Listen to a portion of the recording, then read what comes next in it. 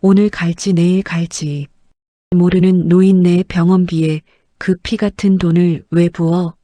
아깝게 쓰리. 내 말이 맞지? 그 돈으로 내 백이나 하나 더 사주지. 근데 오빠 딴 여자랑 호텔 간 건 진짜 안 들켰어? 아이고 걱정 마라. 그 등신 같은 여편네는 나 없으면 지 애비 죽는 줄 안다니까? 하하. 차 안에서 들려온 남편의 기가 막힌 웃음소리에 윤진의 손끝이 얼음장처럼 굳었습니다. 아이고 세상에. 어떻게 이럴 수가 있을까요? 6개월 동안 천사처럼 굴던 남편. 회사 앞까지 찾아와 보양식을 챙기던 그 다정한 얼굴 뒤에는 아내의 돈을 빼돌려 여동생의 명품을 사주고 다른 여자와 호텔을 드나든 추악한 민낯이 숨어 있었습니다. 그리고 우리 불쌍한 아버지의 병원비는 정말 단 한 푼도 들어가지 않았죠. 며칠 뒤 윤지는 시퍼렇게 날을 세운 가위를 덥석 집어들었습니다. 수천만 원짜리 명품 가방들이 그녀의 손끝에서 갈기갈기 찢겨나갔어요. 하지만 여러분, 이건 시작에 불과했습니다. 천사의 가면을 쓴 그 뻔뻔한 인간들이 과연 어떻게 처참하게 무너지게 될까요? 오늘의 사연 지금 바로 시작합니다. 함께 해주시는 모든 분들께 온갖 행운과 돈줄이 마르지 않기를 바라겠습니다. 강남의 어느 고급 카페, 햇살이 잘 드는 창가 자리에 한 여자가 앉아 있습니다. 테이블 위에는 차마 눈뜨고 보기 힘든 광경이 펼쳐져 있었죠. 수천만 원을 호가하는 명품 가방들이 갈기갈기 찢긴 채 널브러져 있었습니다. 가죽 조각이 접시 위에, 의자 위에, 바닥에 아무렇게나 흩어져 있었어요. 여자의 이름은 윤진. 윤진은 그 처참한 잔해를 등지고 앉아 창밖만 응시하고 있었습니다. 표정 하나 없었어요. 차라리 무서울 만큼 고요한 얼굴이었죠. 그 서늘한 눈동자 속으로 지난 6달의 시간이 천천히 되감기기 시작합니다. 6달 전 윤진의 삶은 지금과 전혀 달랐습니다. 중견기업 과장으로 일하면서 치매와 암으로 누워 계신 친정아버지를 홀로 돌보던 시절이었죠. 밤낮 없이 병원과 회사를 오가느라 얼굴은 반쪽이 되어 있었습니다. 그런 윤진에게 남편 도훈이 다가왔어요. 여보, 장인어른 병원비는 이제 내가 다 알아서 할게. 도훈이 윤진의 손에서 신용카드를 슬며시 빼가며 말했습니다. 당신은 회사 일하고 아버님 곁이나 지켜. 돈 걱정은 하지 말고. 윤진은 그 말에 울컥했습니다. 정말 그래도 돼? 당연하지. 내가 당신 남편인데. 도훈이 다정하게 윤진의 어깨를 토닥였어요. 그날 윤진은 화장실에 들어가 소리 죽여 울었습니다. 세상에 이런 남편이 또 어디 있나 싶었던 거죠. 도훈은 거기서 그치지 않았습니다. 가끔은 윤진의 회사 앞까지 찾아와 동료들이 다 보는 앞에서 보양식 도시락을 안겨주곤 했어요. 우리 윤진이가 요즘 너무 고생해서요. 잘 좀 챙겨주세요. 도훈이 동료들에게 고개를 숙이며 웃었습니다. 동료들은 입을 모아 부러워했죠. 과장님은 전생에 나라를 구하셨나 봐요.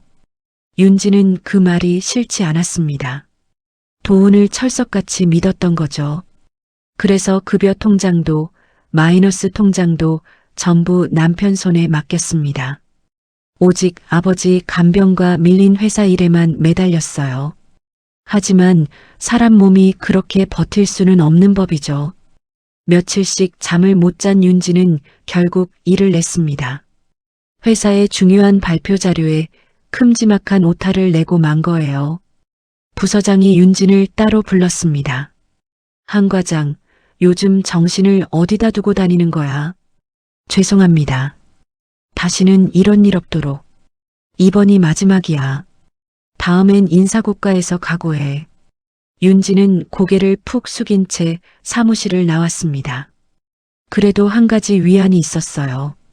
매달 정해진 날이면 어김없이 병원에서 결제 완료 문자가 왔거든요. 윤지는 그 문자를 볼 때마다 가슴을 쓸어내렸습니다. 남편이 약속을 지키고 있다고 믿었으니까요. 하지만 그 문자가 도훈이 번호까지 조작해서 보낸 가짜였다는 걸 윤지는 꿈에도 몰랐습니다. 그러던 어느 날이었어요. 회사로 온 우편물을 정리하던 윤진의 손이 한 봉투에서 멈췄습니다. 자기가 쓰지도 않는 카드사에서 온 우수 고객 명세서였죠. 윤진은 무심코 봉투를 뜯었습니다. 그리고 그 안의 숫자를 본 순간 숨이 턱 막혔어요. 손이 부들부들 떨리기 시작했습니다. 명세서에 찍힌 곳은 아버지의 병원이 아니었어요. 강남 백화점 귀빈실, 해외 명품관, 특급 호텔 객실비. 상상도 못한 금액이 빼곡하게 적혀 있었습니다. 윤지는 떨리는 손으로 카드사에 전화를 걸었습니다. 저기요, 이 카드 누가 쓴 건지 알 수 있을까요?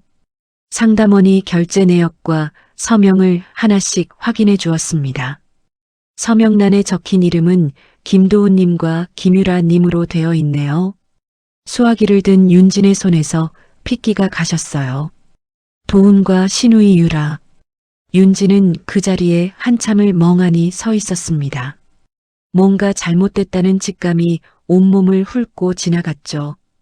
윤진은 곧장 아버지 앞으로 들어둔 암보험을 조회했습니다. 그런데 보험은 이미 누군가의 손에 해지된 뒤였어요. 수천만 원이나 되는 환급금까지 전부 빠져나간 상태였습니다. 윤지는 그 길로 아버지가 계신 요양병원으로 달려갔습니다. 원무과 직원에게 미납 내역을 물었죠. 직원이 컴퓨터를 들여다보더니 조심스레 입을 열었습니다.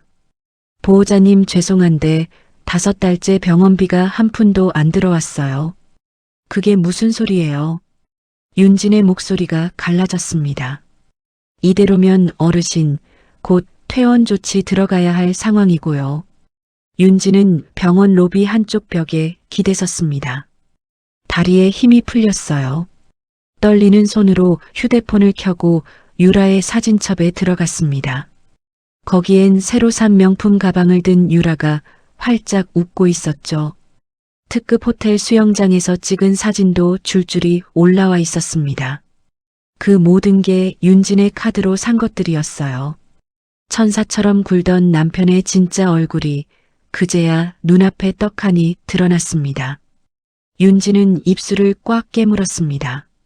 눈에서는 눈물이 아니라 차가운 불씨가 일기 시작했어요. 울고만 있을 수는 없었습니다. 증거가 필요했죠.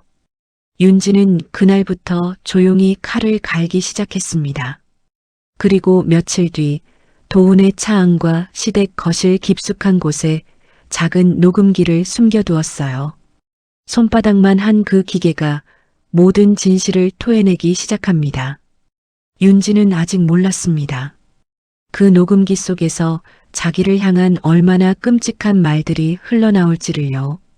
며칠 뒤 윤지는 숨겨두었던 녹음기를 조심스레 회수했습니다. 집에 아무도 없는 늦은 밤이었어요. 윤지는 이어폰을 귀에 꽂고 떨리는 손으로 재생 버튼을 눌렀습니다. 처음엔 자동차 시동 소리, 라디오 소리만 들렸죠. 그러다 도훈의 목소리가 흘러나왔습니다. 누나, 그 영감탱이 병원비 또 보내라고 난리야. 차 안에서 도훈이 짜증 섞인 목소리로 말했습니다. 옆자리에서 유라가 코웃음을 치며 받아쳤어요. 야, 언제 죽을지도 모르는 노인네한테 그 돈을 왜 부어? 아깝게. 그러니까. 그 돈이면 누나 가방 2개는 더 사겠다. 도훈이 낄낄거리며 웃었습니다. 윤지는 이어폰을 귀에서 뗄 수가 없었어요. 손끝이 얼음장처럼 차가워졌죠. 녹음은 거기서 끝이 아니었습니다. 유라의 목소리가 다시 흘러나왔어요. 도훈아, 나 이번 달에 백화점 등급 유지하려면 실적이 좀 모자라. 그래서 올케 그 청약 통장 있잖아. 그거 깨서 좀 보태면 안 되나? 윤진의 숨이 멎는 것 같았습니다. 10년 넘게 아버지 집 한 칸 마련하려고 들어둔 통장이었거든요. 알았어. 내일 가서 처리할게. 도훈이 너무도 가볍게 대답했습니다. 마치 남의 동전 줍는 일처럼 말이죠. 윤지는 이어폰을 빼고 한참을 멍하니 앉아 있었습니다. 눈물도 나오지 않았어요. 그저 가슴 한복판이 텅 비어가는 기분이었죠. 윤지는 자리에서 천천히 일어났습니다. 남편의 서재로 향했어요. 도훈이 평소 자물쇠로 잠가두던 작은 금고가 거기 있었습니다. 마침 도훈은 욕실에서 샤워 중이었죠. 물소리가 들리는 사이 윤지는 금고 앞에 쪼그려 앉았습니다. 번호를 이리저리 맞춰보기 시작했어요. 결혼기념일, 도훈의 생일, 유라의 생일. 번번이 빨간 불이 들어왔습니다. 윤지는 잠시 멈칫하다가 시어머니 생신 날짜를 눌러봤어요. 그러자 철컥하고 금고 문이 열렸습니다. 윤진의 입에서 헛웃음이 새어나왔죠. 가족이라고 믿었던 사람들의 비밀이 결국 시어머니 손에 있었던 거예요. 금고 안에는 서류 뭉치가 가득했습니다. 윤진은 하나씩 꺼내 펼쳐보았어요. 시어머니 이름으로 된 어마어마한 사채 빈 문서가 나왔습니다. 윤진이 가입했던 아버지 보험을 해지할 때 쓴 위임장도 있었죠. 그 위임장 속 서명은 누가 봐도 윤진의 글씨를 흉내낸 가짜였습니다. 윤진의 손이 부들부들 떨렸어요. 그런데 그게 끝이 아니었습니다. 사채 빈문서 맨 아래 보증인 칸에 윤진의 도장이 선명하게 찍혀 있었거든요. 도훈이 시어머니 도박빚을 갚으려고 윤진 이름으로 몰래 빚까지 끌어다 쓴 거였습니다. 이게 사람이야. 윤진이 작게 중얼거렸습니다. 목소리가 갈라져 나왔어요. 윤진은 서랍을 마저 뒤지기 시작했습니다. 책상 맨 아래 칸 깊숙한 곳에서 또 다른 봉투가 나왔어요. 그 안에는 영수증과 보증서가 한가득 들어 있었습니다. 선물을 주고받은 내역이었죠. 받는 사람 이름이 유라가 아니었어요. 수아. 윤진이 한 번도 들어본 적 없는 이름이었습니다. 영수증을 한 장씩 넘기던 윤진의 눈이 점점 커졌어요. 도훈은 윤진의 카드로 유라 가방을 사주는 동시에 남은 한도로는 그 수아라는 여자와 호화 여행을 다니고 있었습니다. 특급 펜션, 고급 식당, 커플 선물까지 전부 윤진의 피 같은 돈이었죠. 그 순간 욕실 물소리가 뚝 끊겼습니다. 윤진은 재빨리 서류를 제자리에 넣고 금고를 닫았어요. 심장이 미친 듯이 뛰었습니다. 도훈이 수건으로 머리를 털며 서재 쪽으로 걸어왔어요. 여기서 뭐해? 도훈이 고개를 갸웃하며 물었습니다. 윤진은 천천히 몸을 돌렸어요. 조금 전까지 떨리던 손이 이상하리만치 차분해져 있었습니다. 당신 책 좀 빌리려고. 잠이 안 와서. 윤진이 옅게 웃으며 말했습니다. 목소리 하나 흔들리지 않았어요. 그래, 골라가. 나 먼저 잘게. 도훈이 하품을 하며 방을 나갔습니다. 윤진은 그 뒷모습을 가만히 바라봤어요. 방금 전까지만 해도 남편이었던 사람이 이제는 반드시 무너뜨려야 할 적으로 보였습니다. 윤진은 그날 밤을 꼬박 세웠어요. 금고에서 본 모든 서류를 머릿속에 새기고 언제 무슨 일이 있었는지 날짜별로 정리하기 시작했습니다. 이혼 서류에 넣을 내용, 경찰에 낼 내용을 빈틈없이 추렸어요. 그렇게 새벽동이 틀 무렵이었습니다. 윤진은 모든 증거를 사진으로 찍어 작은 저장 장치에 옮기고 있었어요. 바로 그때 휴대폰이 요란하게 울렸습니다. 요양병원 번호였죠. 윤진은 불길한 예감에 얼른 전화를 받았습니다. 보호자님, 큰일 났어요. 어르신이 갑자기 심장이 멎어서 지금 큰 병원 응급실로 모시고 갑니다. 윤지는 들고 있던 서류를 그대로 내팽개쳤어요. 밖에는 굵은 빗줄기가 쏟아지고 있었습니다. 윤지는 우산도 챙기지 못한 채 빗속으로 뛰쳐나갔어요. 응급실에 도착했을 때 아버지는 산소호흡기에 의지해 겨우 숨을 쉬고 있었습니다. 유리창 너머로 그 모습을 지켜보던 윤진의 눈빛이 달라졌어요. 울고 있을 시간이 없었습니다. 이제 윤진의 진짜 싸움이 시작되고 있었어요. 다음 날 오후 응급실 앞 대기실. 윤진은 딱딱한 플라스틱 의자에서 밤을 꼬박 새웠습니다. 눈은 빨갛게 충혈되고 입술은 바싹 말라 있었어요. 그래도 손에 쥔 서류 뭉치만큼은 놓지 않았습니다. 도훈의 죄를 증명할 마지막 동아줄이었으니까요. 윤진은 비틀거리며 복도를 걸었습니다. 순간 맞은편에서 빠르게 걸어오던 한 남자와 어깨를 세게 부딪혔어요. 들고 있던 서류가 와르르 바닥에 쏟아졌습니다. 어이쿠, 죄송합니다. 말끔한 양복 차림의 남자가 얼른 허리를 굽혔어요. 함께 서류를 줍던 남자의 손이 문득 멈췄습니다. 서류 맨 위에 적힌 이름을 본 거예요. 한윤진. 남자가 천천히 고개를 들었습니다. 윤진도 그 얼굴을 바라봤어요. 어디서 많이 본 얼굴이었죠. 혹시 서준 선배. 윤진의 입에서 잊고 있던 이름이 새어나왔습니다. 대학 시절 윤진이 남몰래 마음에 품었던 선배였어요. 지금은 큰 법률사무소에 잘 나가는 변호사가 되어 있었죠. 서준은 윤진의 핏기 없는 얼굴을 보고 흠칫했습니다. 그리고 바닥에 떨어진 서류를 슬쩍 훑어봤어요. 남편의 횡령 내역, 위조된 빈 문서. 서준의 표정이 단숨에 굳었습니다. 윤진아, 너 지금 무슨 일 있는 거지? 서준이 낮은 목소리로 물었습니다. 윤진은 대답 대신 입술만 깨물었어요. 여기서 이럴 게 아니다. 따라와. 서준이 윤진을 데리고 사람 없는 옥상 정원으로 올라갔습니다. 찬바람이 두 사람 사이를 스쳐갔어요. 윤진은 그제야 참았던 말을 쏟아내기 시작했습니다. 남편의 끔찍한 거짓말부터 텅 빈 통장, 위급한 아버지까지. 목소리가 자꾸만 흔들렸어요. 선배, 나 이제 어떻게 해야 할지 모르겠어. 윤진의 눈에서 굵은 눈물이 뚝 떨어졌습니다. 서준은 한참을 말없이 윤진의 이야기를 들었어요. 그러고는 조용히 그러나 단단하게 입을 열었습니다. 윤진아, 잘 들어. 절대 내 손으로 직접 복수하려고 하지 마. 그럼 그냥 당하고만 있으라는 거야. 윤진이 울먹이며 되물었어요. 아니, 법으로 끝내자. 합법적으로 한 놈도 못 빠져나가게. 서준의 눈빛이 매서워졌습니다. 금융 사기 사건이라면 내가 누구보다 잘 알아. 내가 도와줄게.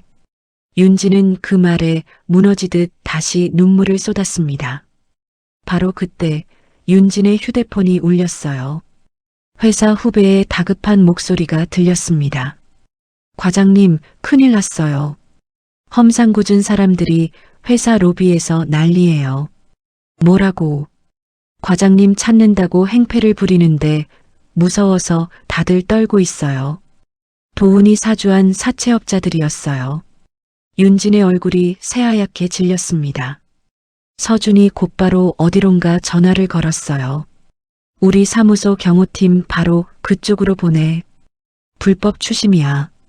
경찰에도 신고하고. 서준의 빠른 대처에 회사로 들이닥쳤던 자들은 곧 줄줄이 끌려나갔습니다. 윤진은 가슴을 쓸어내렸어요. 며칠 뒤 서준의 사무소 조사팀이 윤진의 자료를 샅샅이 뒤졌습니다. 그 과정에서 소름 끼치는 문서 하나가 나왔어요. 도훈이 윤진 아버지 앞으로 거액의 사망보험을 몰래 들어둔 거였죠. 그것도 받는 사람을 자기 혼자로 해둔 채로요. 서준이 그 서류를 윤진 앞에 내밀었습니다. 이거 무슨 뜻인지 알겠지? 윤진의 손이 부들부들 떨렸어요. 도훈은 일부러 병원비를 끊어 아버지를 죽음으로 몰아넣고 그 보험금까지 챙기려 한 거였습니다. 이 짐승만도 못한 인간이. 윤진의 목소리가 분노로 갈라졌어요. 서준은 곧장 그 보험의 효력을 멈추는 조치를 신청했습니다. 그리고 윤진에게 단단히 일렀어요. 지금부터 내 역할이 제일 중요해. 도훈이 눈치 못 채게 평소처럼 행동해. 내가 그 인간 앞에서 웃으라는 거야. 그래. 다 무너뜨릴 때까지 아무것도 모르는 척. 윤진은 이를 악물고 고개를 끄덕였습니다. 그날 밤 기회가 찾아왔어요. 도훈이 그 수아라는 여자와 술에 잔뜩 취해 집에 들어온 거예요. 도훈은 거실 소파에 그대로 골아떨어졌습니다. 윤진은 조심스레 다가갔어요. 잠든 도훈의 손가락을 끌어다 휴대폰 잠금을 풀었습니다. 그리고 안에 든 대화 내용과 자료를 자기 기기로 옮겼어요. 손이 떨렸지만 멈추지 않았습니다. 서준이 미리 일러준 대로 법에 어긋나지 않는 방법만 골랐어요. 옮겨온 내용을 살펴보던 서준의 표정이 또 한 번 굳었습니다. 도훈의 죄는 단순한 빚 떠넘기기가 아니었어요. 큰 사기 조직의 돈 세탁 통로와도 얽혀 있었던 거죠. 며칠 뒤 서준은 조용히 윤진에게 다가왔습니다. 윤진아, 어제 아버님 병원비 내가 처리했다. 윤진이 깜짝 놀라 고개를 들었어요. 그게 무슨 소리야? 그 큰 돈을. 옛날에 너 못 지켜준 거 이제라도 갚는 거야. 서준이 멋쩍게 웃었습니다.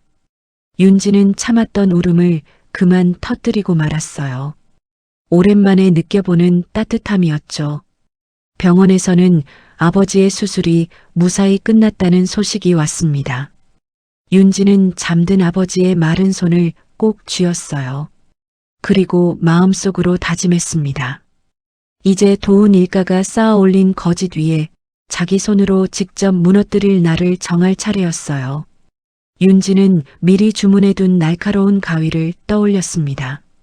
거실 가득 쌓인 명품 가방들을 향해 서늘한 미소를 머금은 채 천천히 다가갔어요. 다음 날 아침 윤진은 거실 한복판에 섰습니다. 바닥에는 산더미처럼 쌓인 명품 가방과 도훈의 맞춤 양복들이 널려 있었어요. 전부 윤진의 카드로 결제된 물건들이었죠. 윤진은 그 전날 서준에게 한 가지를 거듭 확인했습니다. 선배, 이거 다 내 이름으로 산 거 맞지? 내가 찢어도 죄 안 되는 거 맞지? 맞아. 내 돈으로 산 내 물건이야. 누구도 뭐라 못해. 서준의 대답을 떠올리며 윤진은 시퍼렇게 날을 세운 가위를 집어들었습니다. 가장 먼저 유라가 자랑하던 악어 가죽 가방을 잡았어요. 윤진은 그 한가운데에 가위를 깊숙이 박아 넣었습니다. 쫙 하고 가죽이 찢어지는 소리가 텅 빈 집을 채웠어요. 윤진의 입가에 옅은 미소가 번졌습니다. 그동안 참아온 분노가 손끝을 타고 쏟아져 나왔어요. 가방 하나하나가 넝마 조각으로 변해갔습니다. 도훈의 양복도 가위질을 피하지 못했죠. 윤진은 찢어진 잔해를 커다란 쓰레기 봉투에 꾹꾹 눌러 담았습니다. 발로 밟아가며 봉투를 3개나 채웠어요. 가방에서 떨어진 금속 장식들은 도훈의 침대 위에 흩뿌려 놓았습니다. 그리고 이혼 서류와 법원에서 받은 서류들을 거실 탁자 한가운데 올려두었어요. 집안에 남은 도훈의 사치품마다 법원 직원과 함께 받은 빨간 딱지를 빈틈없이 붙였습니다. 마지막으로 윤진은 현관문 비밀번호를 바꿨어요. 도훈이 죽었다 깨어나도 못 맞힐 숫자로요. 찢어진 봉투와 도훈의 짐가방은 복도로 내던졌습니다. 다음 날 새벽 도훈이 술에 잔뜩 취해 비틀거리며 집으로 왔어요. 도어록을 눌렀지만 문은 꿈쩍도 하지 않았습니다. 이거 왜 안 열려? 도훈이 문고리를 거칠게 흔들며 짜증을 냈습니다. 그러다 발밑에 나뒹구는 자기 짐가방을 발견했어요. 찢어진 유라의 가방 조각도 봉투 사이로 삐져나와 있었죠. 도훈의 얼굴이 순식간에 하얗게 질렸습니다. 여보. 야, 한윤진. 문 열어. 도훈이 문을 쾅쾅 두드리며 소리쳤어요. 하지만 안에서는 아무 대답도 없었습니다. 도훈의 전화도 이미 차단된 뒤였죠. 소란을 들은 경비원이 올라왔습니다. 여기서 이러시면 안 됩니다. 다른 분들 다 깨요. 내 집이라고요. 내 집. 도훈이 악을 썼지만 소용없었어요. 결국 도훈은 자기 짐과 쓰레기 봉투를 끌어안은 채 단지 밖으로 비참하게 쫓겨났습니다. 길거리로 내몰린 도훈은 곧장 시댁으로 달려갔어요. 유라에게 상황을 털어놓자 유라가 그 자리에 주저앉았습니다. 내 가방을 다 찢었다고? 유라가 머리를 쥐어뜯으며 비명을 질렀어요. 한정판이었어. 그거 돈 주고도 못 사는 거였다고. 그때였습니다. 현관문이 벌컥 열리며 형사들이 들이닥쳤어요. 김도훈 씨 문서 위조와 횡령 혐의로 체포합니다. 형사가 도훈의 손목에 수갑을 채웠습니다. 유라가 형사의 다리를 붙잡고 매달렸어요. 우리 오빠 데려가지 마요. 제발 공무집행방해로 같이 가실래요? 형사들은 유라를 떼어내고 도훈을 끌고 나갔습니다. 하지만 유치장에 갇힌 도훈은 의외로 침착했어요. 윤진의 돈으로 빼돌린 비자금이 아직 남아 있었거든요. 도훈은 그 돈으로 이름난 변호사들을 잔뜩 불러들였습니다. 화려한 변호인단은 법원을 거세게 몰아붙였어요. 결국 구속영장은 받아들여지지 않았습니다. 도훈은 단 하루 만에 유유히 풀려났죠. 풀려난 도훈은 유라, 수아와 함께 특급 호텔에 들었습니다. 샴페인을 터뜨리며 윤진을 비웃었어요. 고작 가방이나 찢는 게 복수냐. 어디 계속해봐. 도훈이 잔을 들며 낄낄거렸습니다. 이 소식을 들은 윤진은 잠시 몸을 떨었어요. 하지만 이내 마음을 다잡았습니다. 윤진은 서준을 찾아갔어요. 선배, 저 인간 또 빠져나갔어. 어떡하지? 감정으로 덤비지 마. 저 인간 밥줄을 끊자. 서준이 차분하게 말했습니다. 윤진의 눈빛이 다시 단단해졌어요. 윤진은 도훈이 다니는 회사로 익명의 편지를 보냈습니다. 도훈이 회사 카드로 여자와 놀러 다닌 내역, 거래처에서 뒷돈을 받은 정황까지 모조리 담았어요. 회사는 곧장 감사에 들어갔습니다. 증거는 차고 넘쳤죠. 도훈은 그날로 자리에서 쫓겨났습니다.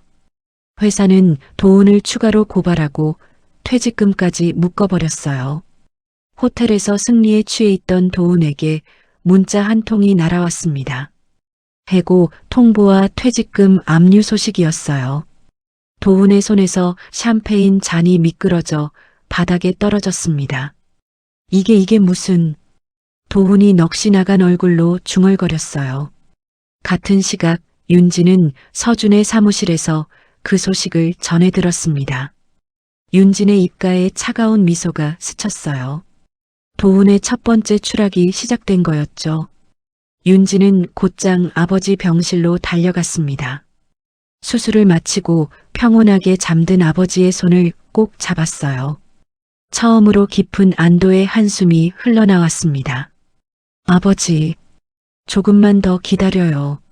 제가 다 끝낼게요. 윤진이 아버지의 손등을 쓰다듬으며 속삭였어요. 그날 저녁 윤진과 서준은 병원 근처 작은 백반집에 마주 앉았습니다. 오랜만에 따뜻한 밥 한 그릇을 함께 넘겼어요. 고마워, 선배. 선배 없었으면 나 진짜 무너졌을 거야. 아직 멀었어. 진짜 싸움은 이제부터야. 서준이 숟가락을 내려놓으며 말했습니다. 윤진은 고개를 끄덕였어요. 바로 그때 사무소 조사원이 헐레벌떡 백반집으로 뛰어들어왔습니다. 손에는 붉은 글씨가 찍힌 서류 한 장이 들려 있었어요. 서준의 표정이 순식간에 굳어졌습니다. 서준은 조사원이 내민 서류를 매섭게 훑어봤습니다. 종이를 쥔 손끝이 미세하게 떨렸어요. 윤진아, 이거 보통 일이 아니다. 서준이 무거운 목소리로 입을 열었습니다. 도훈이 잡히기 직전에 숨겨둔 돈을 죄다 빼돌렸어. 빼돌리다니. 그 돈이 다 어디로 갔는데? 윤진이 숟가락을 내려놓으며 다급하게 물었어요. 해외로 흘러갔어. 그것도 흔적 하나 안 남게. 서준의 말에 윤진의 얼굴이 차갑게 굳었습니다. 법원이 묶어둔 도훈의 통장은 이미 빈 껍데기였어요. 윤진이 되찾았다 믿었던 돈은 빙산의 일각에 불과했던 거죠. 엎친 데 덮친 격으로 다음날 병원에서 또 청천벽력 같은 소식이 왔습니다. 아버지의 주치의가 윤진을 조용히 불렀어요. 수술은 잘 됐는데 갑자기 안 좋은 게 하나 생겼습니다. 의사가 조심스레 말을 꺼냈습니다. 외국에서 들여와야 하는 약이 있어요. 그게 좀 비쌉니다. 얼마나 드는데요? 윤진의 목소리가 가늘게 떨렸어요. 의사가 적어준 금액을 본 순간 윤진은 눈앞이 캄캄해졌습니다. 당장 내일 아침까지 마련해야 한다는 거였죠. 윤진의 수중에는 한 푼도 남아있지 않았어요. 서준 역시 사무소 규정 때문에 더는 사비를 보탤 수 없는 처지였습니다. 윤진은 또다시 벼랑 끝에 몰렸어요. 그날 오후 병원 복도로 낯선 남자가 윤진을 찾아왔습니다. 도훈이 새로 붙인 변호사였어요. 남자가 능글맞은 웃음을 지으며 종이 한 장을 내밀었습니다. 한윤진 씨, 좋은 제안 하나 드리려고요. 제안이라뇨? 윤진이 차갑게 되물었어요. 고소를 다 취하하시고 위자료도 포기하세요. 그럼 숨긴 돈이 어디 있는지 알려드리죠. 남자가 종이를 흔들며 말했습니다. 윤진의 눈이 매섭게 빛났어요. 지금 협박하는 거예요. 협박이라뇨? 아버님이 약을 못 맞으면 오늘 밤을 넘기기 힘드시다면서요. 남자가 비열한 미소를 지었습니다. 아버지의 목숨을 흥정거리로 들이미는 거였죠. 윤진은 주먹을 꽉 쥐었어요. 손톱이 손바닥을 파고들었습니다. 매일같이 이어진 긴장에 윤진의 몸은 이미 한계였어요. 그날 저녁 윤진은 병원 복도에서 코피를 쏟으며 그대로 주저앉았습니다. 수액을 맞고 겨우 정신을 차린 윤진 곁에 서준이 달려왔어요. 윤진은 떨리는 손으로 그 합의서를 집으려 했습니다. 서준이 그 손을 단호하게 붙잡았어요. 안 돼. 여기서 무릎 꿇으면 끝이야. 그럼 어떡해. 아버지가 돌아가시게 생겼잖아. 윤진이 울먹이며 소리쳤습니다. 돈은 발이 없어. 어디론가 흘러갔으면 분명 자국이 남아. 서준이 윤진의 눈을 똑바로 보며 말했어요. 내가 찾을게. 반드시 찾을게. 그러니까 조금만 더 버텨. 윤진은 그 말에 가까스로 마음을 다잡았습니다. 서준의 조사팀은 그날 밤을 꼬박 세웠어요. 도훈이 외국 브로커와 주고받은 비밀 대화를 기적적으로 풀어냈습니다. 돈을 쫓을 작은 실마리를 잡은 거였죠.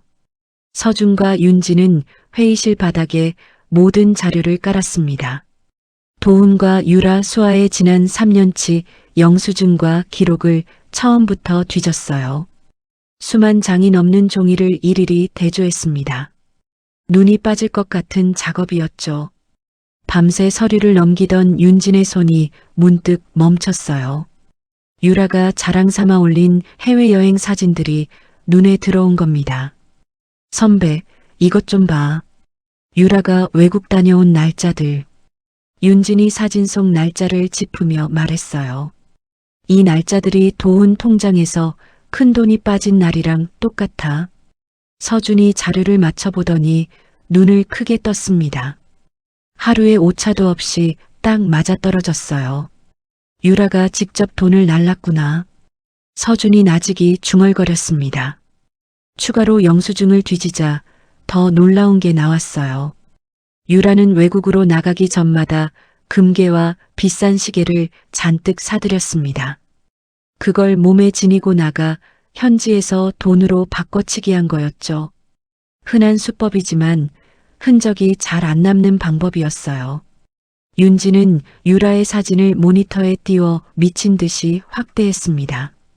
그러다 한 사진에서 손을 멈췄어요.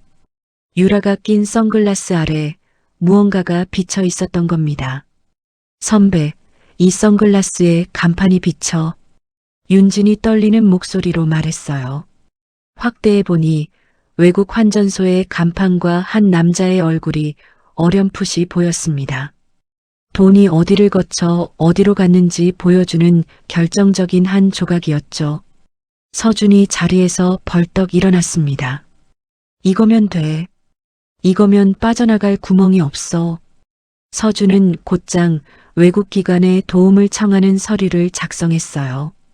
윤지는 사진의 숨은 위치 정보까지 하나하나 뽑아냈습니다. 합의서 기한이 단 하루 앞으로 다가온 깊은 밤이었어요. 두 사람은 외국 수사관과 마지막 화상 회의를 준비했습니다. 피가 마르는 긴장 속에 새벽이 밝아왔죠. 회의 도중 윤지는 유라가 무심코 올린 호텔 영수증 한 장을 또 찾아냈어요. 그 아래쪽에 외국 회사 카드 번호 일부와 서명이 떡하니 찍혀 있었습니다. 도움과 숨긴 돈을 한 줄로 엮어버릴 마지막 증거였죠.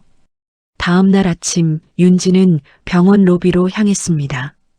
도훈의 변호사가 다리를 꼬고 여유롭게 앉아 있었어요. 윤지는 또박또박 그 앞으로 걸어갔습니다. 그러고는 남자가 내민 합의서를 손에 쥐었어요. 윤지는 그것을 반으로 쫙 찢어 허공에 흩뿌렸습니다. 무슨 짓이에요? 남자가 당황해 벌떡 일어났어요. 윤지는 증거 서류 사본을 뭉쳐 그의 얼굴에 던졌습니다. 더러운 거래 같은 거 나 안 해요. 가서 전해요. 윤진의 목소리는 얼음장처럼 차가웠어요. 이제 진짜 시작이라고. 다음 날 아침 서준은 모아둔 증거를 들고 수사기관으로 향했습니다. 유라의 사진과 외국 회사 카드 내역이 한 묶음으로 정리돼 있었어요. 서준은 옛 인맥인 외국 금융감독관까지 직접 움직였습니다. 증거가 워낙 또렷한 덕에 외국과의 공조수사가 빠르게 시작됐죠. 싱가포르와 홍콩에 흩어져 있던 도운의 숨은 통장들이 줄줄이 묶였습니다. 해외로 빼돌린 돈이 한순간에 꽁꽁 얼어붙은 거예요. 그 시각 도운은 특급 호텔방에서 룸서비스로 비싼 음식을 시켜놓고 있었습니다. 승리를 확신하며 느긋하게 와인을 들이켜고 있었죠. 그때 도훈의 휴대폰이 요란하게 울리기 시작했어요. 붉은 글씨의 경고 문자가 쉴 새 없이 쏟아졌습니다. 해외 계좌가 전부 막혔다는 알림이었어요. 도훈의 얼굴이 새파랗게 질렸습니다. 이게 무슨냐, 이거 왜 이래. 도훈이 떨리는 손으로 외국 브로커에게 전화를 걸었어요. 하지만 신호만 갈 뿐 아무도 받지 않았습니다. 브로커는 이미 현지 경찰에 붙잡힌 뒤였거든요. 도훈은 휴대폰을 떨어뜨리며 바닥에 털썩 주저앉았습니다. 평생 숨겨온 돈이 한순간에 공중으로 사라진 거였어요. 끝났어. 다 끝났다고. 도훈이 넋이 나간 얼굴로 중얼거렸습니다. 옆에 있던 유라가 그제야 사태를 파악하고 비명을 질렀어요. 오빠, 나 인터폴 수배자래. 내가 왜? 유라가 도훈의 멱살을 잡고 흔들었습니다. 오빠가 시켜서 한 거잖아. 내가 무슨 죄야? 이거나. 이 미친. 두 사람이 호텔방에서 멱살잡이를 하던 바로 그 순간이었어요. 방문이 쾅 하고 부서지며 수사관들이 들이닥쳤습니다. 김도훈 씨, 김유라 씨, 두 사람 다 체포합니다. 수사관이 두 사람의 손목에 차가운 수갑을 채웠어요. 도훈은 변호사를 부를 새도 없이 그대로 끌려나갔습니다. 호텔 로비를 지나 나오는 두 사람의 초라한 모습. 하필 그 장면을 사건을 쫓던 한 유명 방송인이 생생하게 찍어버렸어요. 수십만 명이 그 영상을 실시간으로 지켜봤습니다. 도훈과 유라에게는 평생 잊지 못할 굴욕이었죠. 서준은 발 빠르게 움직였습니다. 나라에 넘어갈 뻔한 그 돈에서 윤진의 피해액을 가장 먼저 돌려받게 했어요. 법원의 결정이 하루 만에 떨어졌습니다. 그날 오후 윤진의 휴대폰이 울렸어요. 빼앗겼던 원금에 위로금과 이자까지 더해진 큰돈이 들어왔다는 문자였습니다. 윤진은 그 문자를 보자마자 자리에서 벌떡 일어났어요. 막혔던 숨이 그제야 터져나왔습니다. 윤진은 병원 원무과로 미친 듯이 달려갔어요. 아버지 약값이요. 수술비도요. 전부 한 번에 결제할게요. 윤진이 가쁜 숨을 몰아쉬며 말했습니다. 직원이 놀란 눈으로 윤진을 바라봤어요. 윤진은 아버지를 가장 좋은 일인실로 옮겼습니다. 그토록 자신을 옥죄던 돈의 공포에서 마침내 벗어난 거예요. 며칠 뒤 윤진은 법원에 섰습니다. 도훈이 시어머니 빚을 떠넘기려고 만든 가짜 문서를 무효로 하는 재판이었어요. 글씨를 감정하는 전문가가 증인석에 나왔습니다. 이 서명은 한윤진 씨 본인의 것이 아닙니다. 누군가 흉내낸 겁니다. 전문가의 한마디에 법정이 술렁였어요. 윤진은 완벽하게 이겼습니다. 도훈이 잡혀가고 돈줄까지 막히자 시댁은 순식간에 무너졌어요. 시어머니는 그 소식에 길거리에서 거품을 물고 쓰러졌습니다. 살던 집마저 빚쟁이들 손에 넘어갔어요. 시어머니는 짐을 싸들고 곰팡내 나는 허름한 모텔방으로 쫓겨났습니다. 빚쟁이들은 그 방문 앞을 지키며 밤낮으로 문을 두드렸어요. 며칠 뒤 윤진은 유라가 갇힌 곳을 찾아갔습니다. 유리창 너머로 유라가 초췌한 얼굴로 앉아 있었어요. 윤진은 가방에서 사진 한 장을 꺼내 유리에 붙였습니다. 갈기갈기 찢긴 유라의 명품 가방 사진이었죠. 이거 기억나? 네가 그렇게 자랑하던 거. 윤진이 차갑게 말했어요. 유라의 입술이 부들부들 떨렸습니다. 옳게 한 번만 봐줘. 내가 잘못했어. 유라가 유리에 매달리며 애원했어요. 평생 거기서 바닥이나 닦으면서 살아. 윤진은 그 말만 남기고 뒤도 안 돌아보고 나왔습니다. 드디어 도훈의 재판 날이 밝았어요. 윤진은 증인석에 당당히 섰습니다. 남편의 거짓말, 사기, 그리고 아버지를 죽음으로 몰았던 일까지 윤진은 수백 장의 증거를 들어 하나하나 또렷하게 증언했어요. 판결 직전 도훈이 갑자기 윤진을 향해 무릎을 꿇었습니다. 여보, 내가 잘못했어. 한 번만 용서해줘.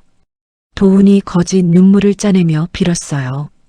윤진은 미동도 하지 않았습니다. 마치 더러운 것을 보듯 도훈을 내려다볼 뿐이었죠. 판사가 무거운 목소리로 입을 열었습니다. 피고인은 죄질이 매우 나쁘고 반성의 기미조차 없습니다. 피고인 김도훈에게 징역 15년을 선고합니다. 법정의 망치 소리가 울려 퍼졌어요. 도훈은 그 자리에 그대로 무너져 내렸습니다. 함께 죄를 지은 유라와 수아에게도 실형이 떨어졌어요. 두 사람은 법정 바닥에 주저앉아 오열하다 끌려나갔습니다. 재판을 마치고 나온 윤진을 기자들이 우르르 둘러쌌어요. 서준이 단호하게 그들을 막아서며 윤진을 차로 안내했습니다. 차가 법원 정문을 빠져나가던 길, 수의를 입은 도훈이 호송차에 오르는 모습이 창밖으로 스쳐갔어요. 그 초라한 뒷모습을 윤진은 끝까지 바라봤습니다. 그날 저녁 서준의 사무소에서 작은 축하 자리가 열렸어요. 윤지는 그제야 참아왔던 환한 웃음을 터뜨렸습니다. 마침 병원에서 반가운 전화도 걸려왔어요. 아버지가 약을 잘 견디고 기적처럼 회복 중이라는 소식이었죠. 윤지는 샴페인 잔을 높이 들었습니다. 선배, 고마워. 그리고 다들 정말 고마워요. 윤진의 눈가에 따뜻한 눈물이 맺혔어요. 긴 폭풍우가 드디어 거치고 있었습니다. 재판이 끝나고 한 달이 흘렀습니다. 윤진은 도은에게서 받아낸 시댁의 남은 재산을 모두 처분했어요. 그리고 그 돈을 한 푼도 남기지 않고 치매 어르신 요양시설에 기부했습니다. 그 과정을 서류로 남겨 떳떳하게 공개했죠.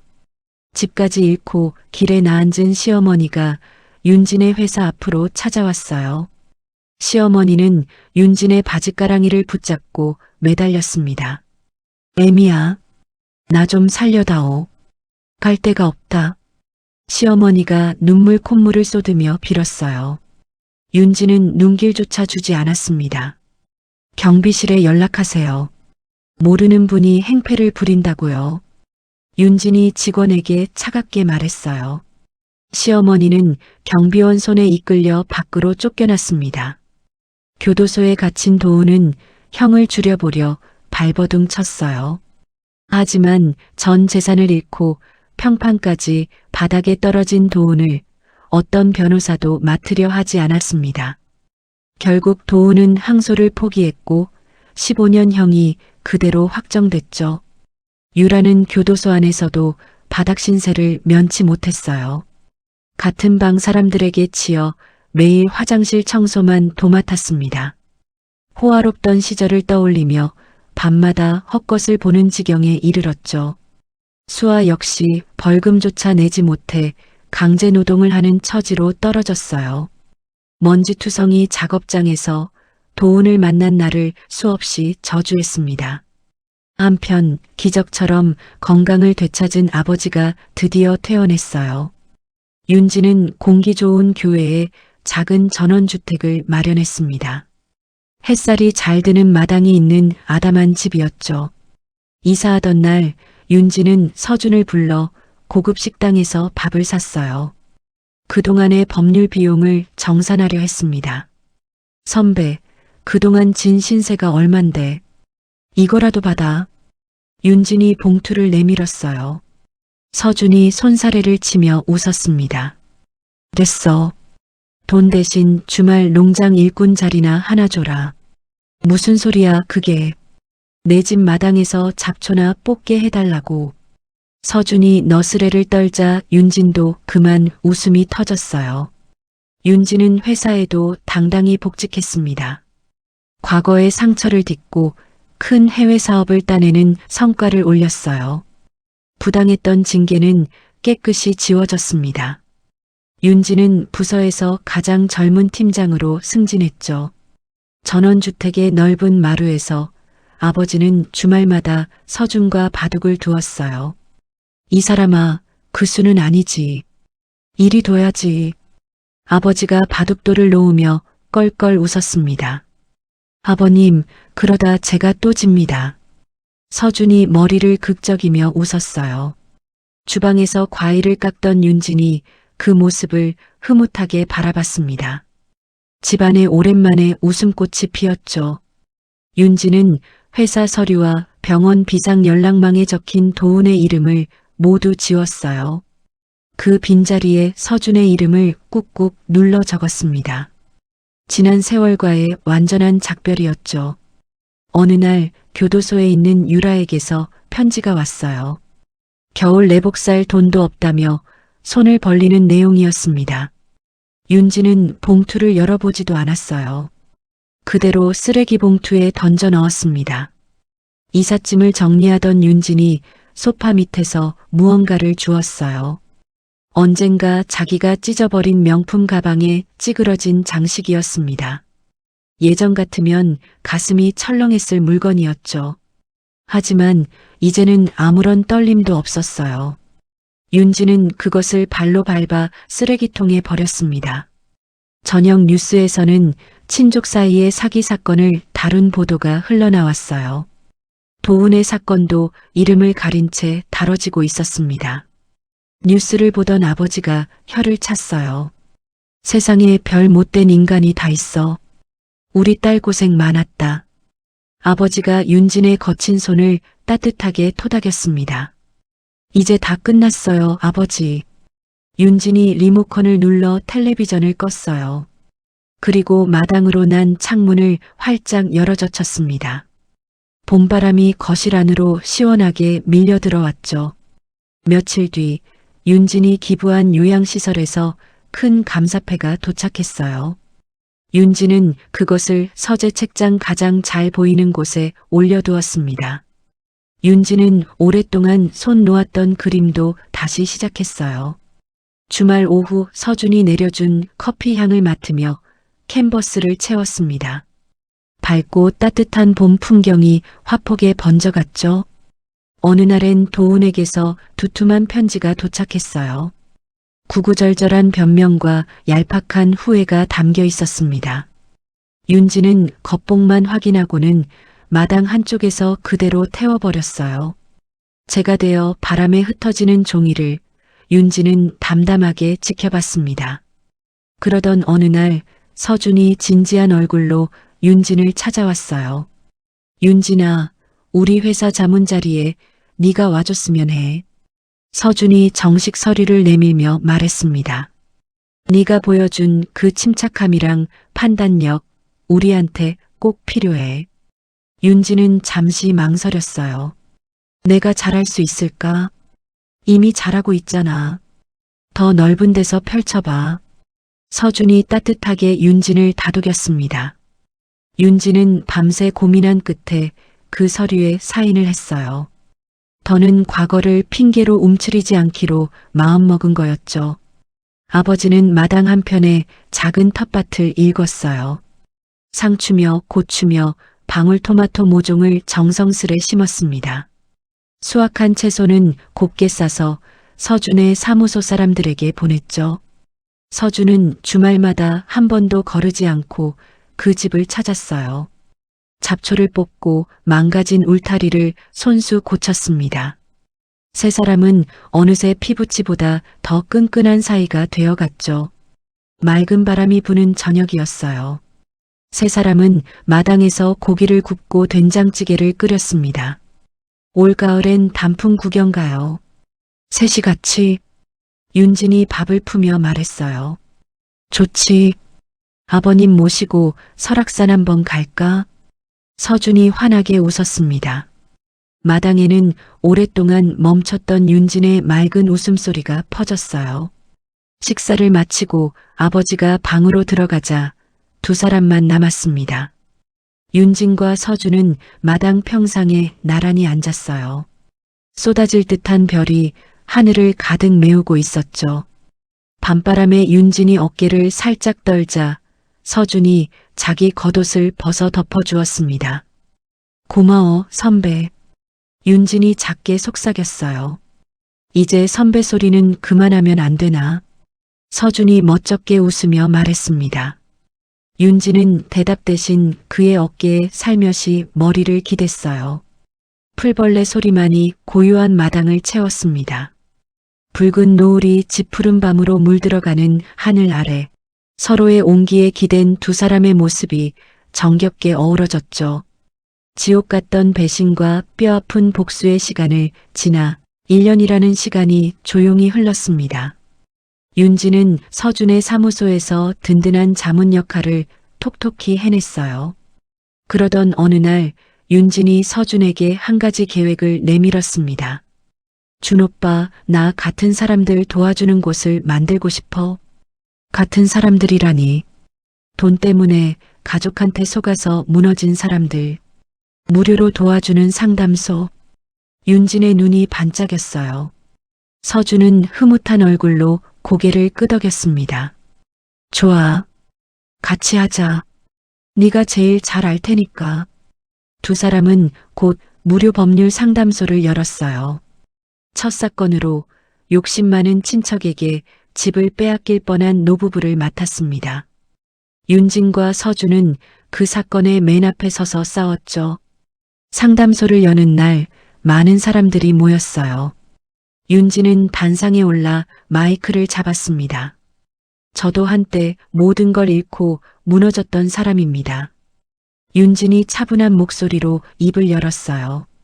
하지만 포기하지 않으니 길이 보이더군요. 사람들 사이에서 울의 같은 박수가 터져 나왔습니다. 연설을 마친 윤진에게 한 중년 여인이 다가왔어요. 여인은 윤진의 손을 덥석 잡고 눈물을 쏟았습니다. 선생님 덕분에 남편한테 뺏길 뻔한 살림을 다 지켰어요. 여인이 울먹이며 말했어요. 정말 고맙습니다. 윤진은 그 떨리는 손을 따뜻하게 마주 잡았습니다. 잘못한 거 하나 없어요. 이제부턴 본인만 생각하고 사세요. 윤진이 다정하게 말했어요.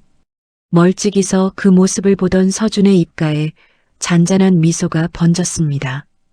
행사가 끝난 화창한 주말이었어요. 윤진은 서준, 그리고 건강해진 아버지와 함께 어머니를 찾아갔습니다. 납골당 앞에 하얀 국화를 내려놓았어요. 엄마, 나 이제 괜찮아. 좋은 사람들이 곁에 있어. 윤진이 조용히 눈을 감고 속삭였습니다. 아버지도 곁에서 말없이 고개를 숙였어요. 세 사람은 그 길로 제주도 여행을 떠났습니다. 힘든 시절 다 함께 약속했던 여행이었죠. 공항 라운지에서 윤진은 우연히 신문을 펼쳤어요. 작은 기사 하나가 눈에 들어왔습니다.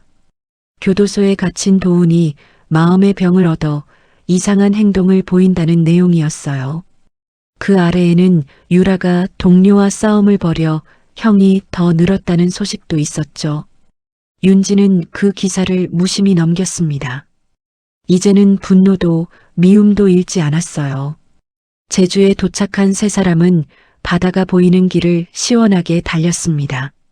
아버지는 바닷가 카페에 앉아 두 사람을 흐뭇하게 바라봤어요. 윤진과 서준은 모래사장에서 물을 튀기며 아이처럼 장난을 쳤죠. 붉은 해가 바다 너머로 저물어가는 저녁이었습니다. 서준이 갑자기 윤진 앞에 멈춰 섰어요. 그러고는 주머니에서 작은 상자를 꺼냈습니다. 윤진아, 서준이 떨리는 목소리로 불렀어요. 이제 오빠라는 말도 변호사라는 말도 다 떼고 싶어. 윤진의 눈이 동그래졌습니다. 그냥 내 옆에서 남은 평생을 같이 걷고 싶어. 서준이 상자를 열며 말했어요. 작은 반지가 노을빛에 반짝였습니다. 윤진의 눈가가 붉어졌어요. 잠시 말을 잇지 못하던 윤진이 환하게 웃었습니다. 응, 같이 걷자. 윤진이 서준의 손을 꼭 잡았어요. 서준이 윤진의 손가락에 반지를 끼워 주었습니다. 반지 안쪽에는 새로운 새벽이라는 글씨가 새겨져 있었어요. 함께 뚫고 나온 어둠과 앞으로 맞을 눈부신 아침을 담은 말이었죠.